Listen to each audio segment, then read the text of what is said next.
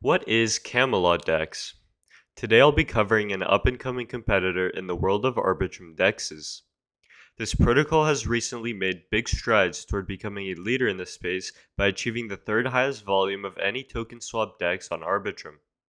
That, along with their countless partnerships with other protocols in this space, has set them up to become a major powerhouse in the world of decentralized exchanges.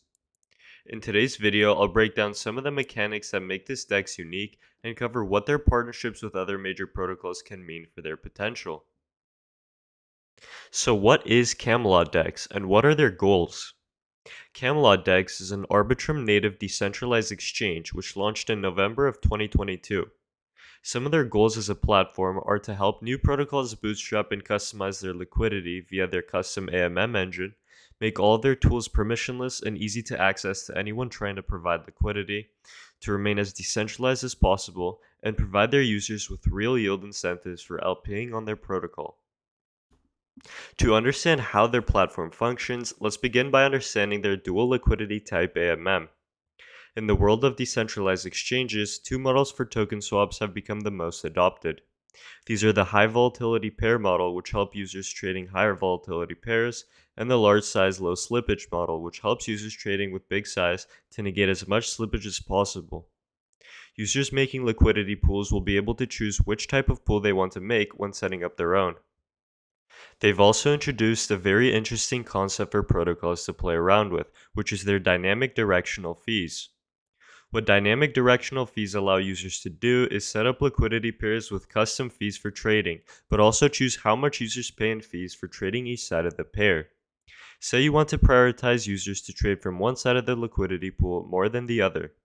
The owner of the liquidity pool will be able to incentivize one direction of the trade by making fees lower than the other side. Keeping these things in mind, this makes dynamic directional fees a very interesting feature for protocols to play around with. The ability to customize incentive structure makes CamelotDex's liquidity pools a very enticing building block. Another interesting feature included in their AMM engine is a referral whitelist feature.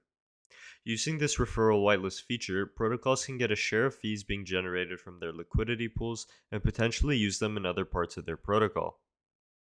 But what are these rewards which CamelotDex uses to entice people to use their protocol? These rewards are their Grail and X-Grail tokens, which are the key components in CamelotDex's tokenomics.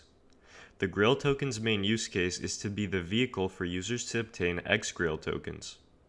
X-Grail tokens are untradeable, but they are also the token that unlock a lot of the utility available for users on CamelotDex.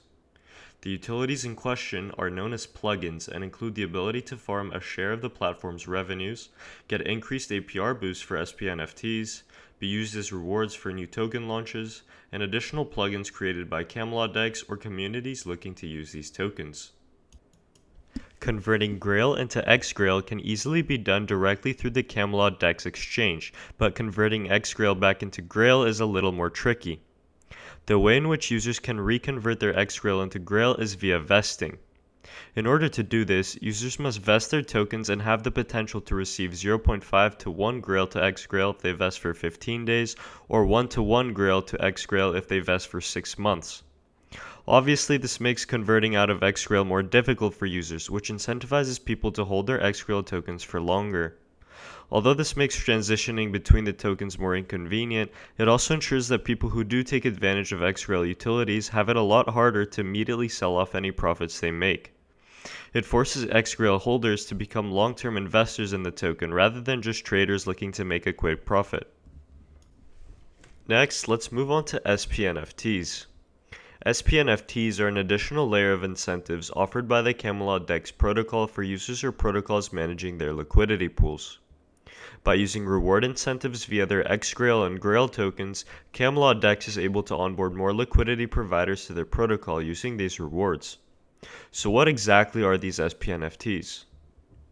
Each liquidity pool created on the CamelotDex protocol will have its own staking position or SPNFT that can be minted by wrapping the LP token and depositing it into the NFT pool contract. By doing this, the creator of the liquidity pool will receive back an SPNFT, which acts like a sort of receipt for their liquidity pool token. By staking their SPNFTs, the creators of these liquidity pools will have another layer of yield which they will be able to farm if they choose to provide liquidity on CamelotDex. Every yield-bearing SPNFT will determine its APY based on the allocation set by the master contract to the wrapped LP, the lock multiplier, and the yield boost multiplier. Rewards for SPNFT positions come from a master contract, which rewards yield-bearing SPNFTs. Another important factor to consider when staking your SPNFTs is nitro pools. Nitro pools are a feature specifically set up for protocols to customize what type of liquidity pools they want to incentivize over others. Nitro pools reward SPNFTs with Grail and Xgrail tokens based on if they meet certain requirements or not. The creator of the Nitro pool can determine what these requirements are and how many rewards these pools receive. This adds another layer of incentives and customization that protocols can utilize to personalize their liquidity. As you can see, CamelotDex is building a very interesting protocol for other projects looking to make the most out of their liquidity. With big players like GMX, Jones DAO, Plutus DAO, and MIM all holding some of the most liquid LPs for their tokens on CamelotDex, this protocol will definitely be one to keep an eye on in the future. If you enjoyed this video, please leave a like and subscribe, and leave a comment with other protocols you'd like me to cover. As always, thanks for watching and stay safe out there, Anons.